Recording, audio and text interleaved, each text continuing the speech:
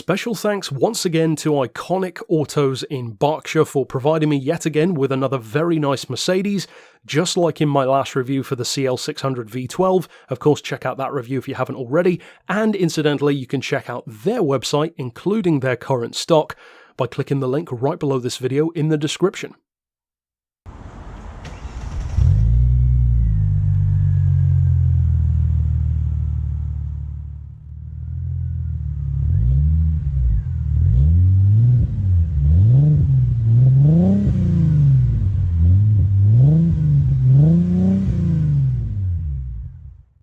The very first question which Iconic Autos asked me when I asked them if I could borrow their C32 AMG for a review was actually a very pertinent question. And funnily enough, the question itself is the answer. Why a C32? They wanted to know why would I, as a reviewer, single out that car, especially when you've got stuff like C55s, C63s, even the slightly older C43 AMG, all of which have the commonality of the big AMG V8. It's kind of what they're known for. This is not a V8, it's a V6. So why this one? Why did I single out this car? Well, as I said, the question itself is the entire reason. Now, for those who are completely new to the channel, I think it's important to mention that my passions for cars really hone in on stuff like this. I run an entire series on this channel with well over 100 episodes called Unsung Heroes, and the whole point of that series is to shine the spotlight on cars that get forgotten or undervalued that are actually really cool or interesting.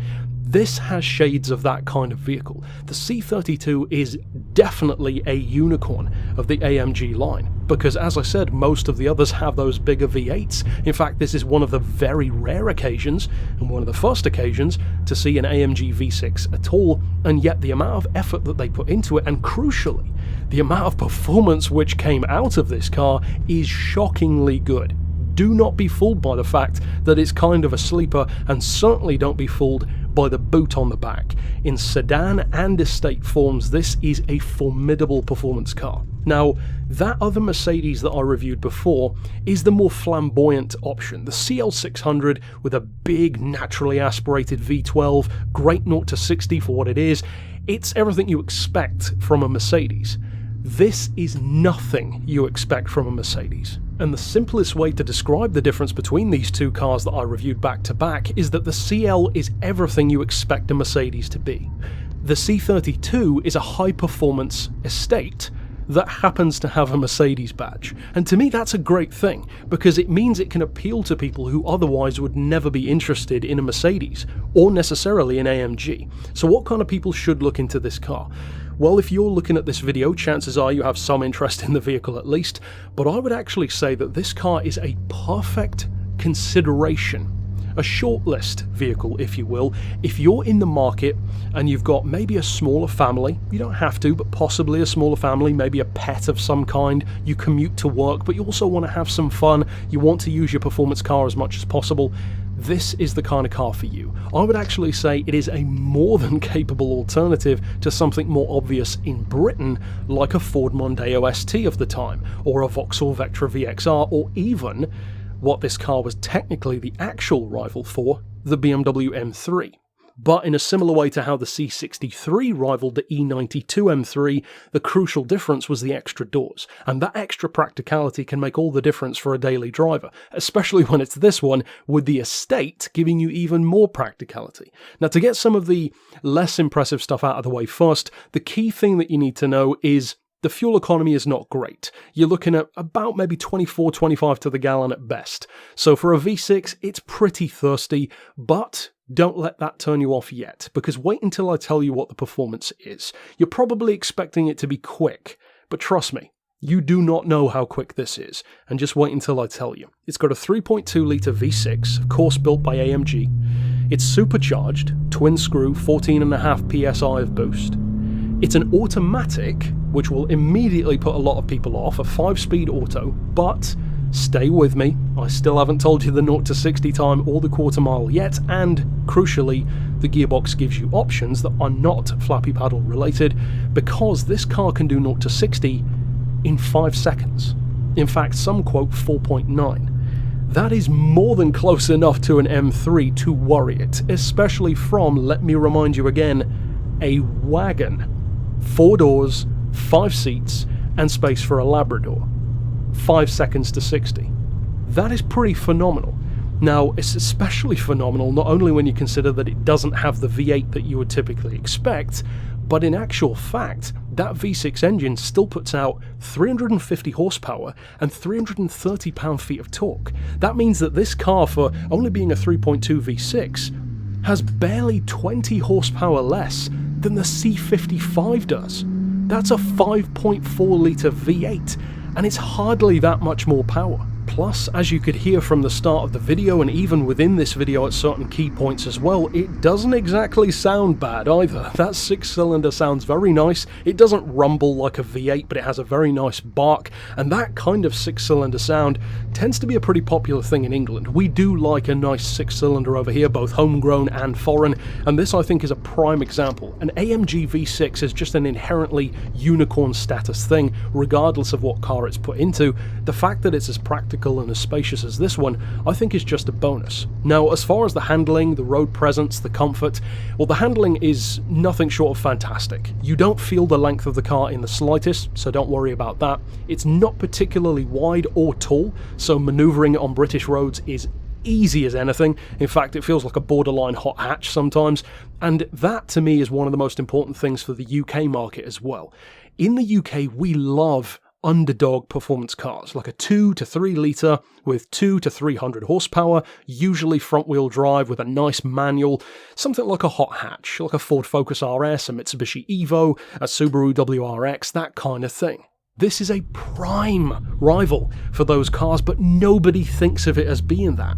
Because one of the biggest advantages, and one of the spiciest advantages that the C32 has, is that unlike most of our traditional British cars, it's not front-wheel drive, and unlike the Japanese options, it's not all-wheel drive. This is one of the very, very few options within that kind of category that is rear-wheel drive.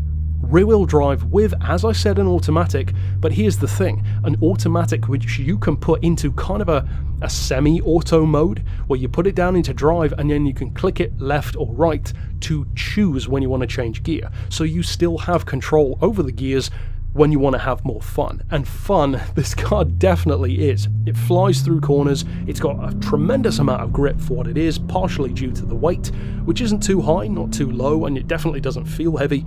If I had to guess the weight of this car, I would probably say somewhere in the region of 1,300 kilos. So basically like a hot hatch, in other words. And that, in my opinion, is perfect placement for this car. Now, as far as reliability, long-term issues which you can have, of course it's not a big V12 or even a V8, so finding parts and the cost of parts shouldn't be too crazy. Again, I'm not the owner of the car, so I can't speak to the ongoing reliability or the costs, so do more research there if you need to.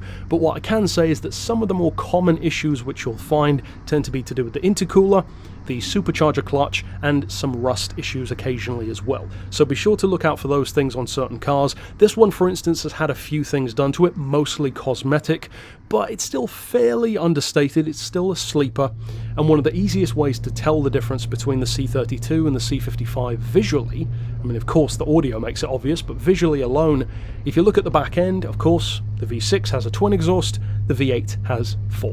It's a very easy way of seeing the difference between the two. Now, having a fuel economy of in the mid-20s to the gallon is probably the biggest notable drawback of the car, I think. Everything else is very impressive. It is speed limited, incidentally, to 155. As I said, the 0 to 60 is about 5 seconds, which is phenomenal. Rear-wheel drive, semi-automatic, tons of space, great trunk space, not overly large, easy to park. I mean, the list really does go on. It's also, and this is a key thing that impresses me about the car, and again, harkens back to why I wanted to review it in the first place, it's not the obvious choice. The C32 is an underdog. It's not an appreciated car. It's not even an obvious AMG, let alone an obvious performance car in general, and I believe it definitely deserves more love. Now, you will find the Estate slightly harder to find. You tend to see a few more of the sedans rather than the wagons, but depending on which one you want, try to look for one. If you are interested, try to test drive it, because I think you will love it. The handling gives so much to work with, it's got so much character, it's a very playful car, and the only thing that I would say I slightly disliked about the vehicle in practice, because the fuel economy is more of an abstract thing, was actually the fact that the space is a little bit width cramped. The headroom, ironically, is really good, better than the CL class, shockingly. The legroom's pretty good, width-wise not so much, because it's not an overly wide car. But again, most people aren't going to have that issue. That is one of the hazards of being a bigger guy, and I know that. You can kind of see in the video, I look a little bit oversized inside the car, so again, something to bear in mind. And of course, I cannot close out the video without, as promised, mentioning that quarter-mile time. The 0 to 60, as I said, is 5 seconds, but this car can do a quarter in about 13. For an affordable estate car, I'd say that's pretty good. It's not like it has all-wheel drive launch on its side either, so if you find a nice example without crazy high mileage, you're currently looking in the UK at least for something like 5 or 6 grand, occasionally a little bit higher. The vast majority of them are in silver, which is no surprise for a Mercedes Chrysler vehicle of the time. So again, they can have some reliability issues, but at the same time, it's not as high risk, in fact nowhere near as high risk as something like a cheap Mercedes V12, and I would say not as high risk as a V8 potentially either. But if you are in the market for one, the V8 is still in contention. So of course, don't rule that car out, just don't overlook this one. It's a very different kind of animal. Give the car its due, give it a try if you can, and if you're in the market, try and drive it. I don't think you'll be disappointed. But overall, that's it for my thoughts on this car. Of course, if you are new to the channel, be sure to check out my other reviews. I've covered Maseratis, the other Mercedes, as I said, a couple of others too, both new and used cars, and there are most definitely more to come as well. So click on screen to see those, and until next time, I'll see you then. But for now, as always, thanks for watching.